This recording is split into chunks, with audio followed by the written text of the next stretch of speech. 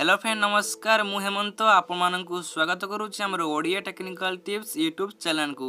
So friends देखंतु एबे गोटे बड़ खबर आसी जोटा कि आम सरकार स्कूल पिलांको पई नहीं आसी एक नुआ योजना आपण मैंने देखि पारुथिबे एबे गोटे आर्टिकल री आसी स्कूल पिलांको जीवा आसवा परिवहन खर्च देवे राज्य सरकार विद्यालय और गणशिक्षा विभाग जारी कला विज्ञप्ति।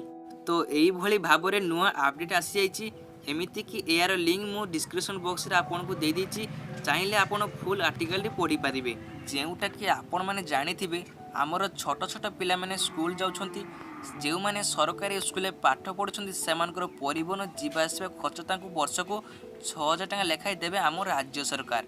तो सेति पई कोन तार कंडीशन अछि देखंतु विद्यालय और गणशिक्षा विभाग पक्षरु प्रकाश पाउथो विज्ञप्ति अनुसार जो छात्र छात्री मानक उपहार 75 कि ऊर्ध्व रही से छात्र छात्री मान परिवहन खर्च कि सागरे नहीं जाऊा तत्वावधारक भत्ता बाबद मासिक 600 टंका प्रदान करा खाली सेतिक नुहे। तो देखंतु आहुरी भी किसी कंडीशन अच्छी छात्र छात्री मानक उपस्थान हार जदि 50% 64% मध्य रहा गस्त खर्च कि तत्वावधारक खर्च बाबद मासिक 400 टंका प्रदान करा सेहीपरि 30% 50% मध्य उपस्थान थी छात्र छात्री परिवहन कि तत्वावधारक खर्च बाबद मासिक 300 टंका सरकार प्रदान करेंगे।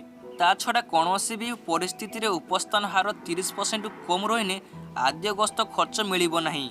तो यही भाव में जो परसेंट जहाँ भी रही से परसेंट अनुसार 300 400 600 तो यही भाव में प्रत्येक मास आपन को मिलिबो जो माने गोटे किलोमीटर रोचंती से मानकु मिलिबो। एहा सहित प्रति मासरे विद्यालय परिचालन समिति अभिभावक मानकु डाकी सचेतन करने स्कूल 100% उपस्थान हार पहुँचाई उद्यम करने को निर्देश दि जाइछि। तो यही भली भाव में किछि नुआ योजना आसी जाइछि जोटा कि सरकारी स्कूल पिला पढ़ुछंती सेमानकु जीवा आसवा खर्च पई सरकार बुझिबे जोटा को आपण मैंने वर्ष को 6000 लेखाए हिसाब से आपण मैंने पाइपर।